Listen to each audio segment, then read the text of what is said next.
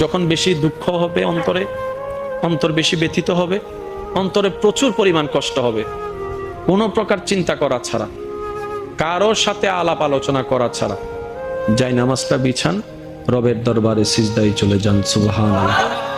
চোখটা বন্ধ করেন, চোখের পানি ছাড়তে থাকেন, মন হালকা হতে থাকবে, সিজদায় রবকে বলতে থাকেন, যা বলার বলতে থাকেন, যেভাবে বলার বলতে থাকেন।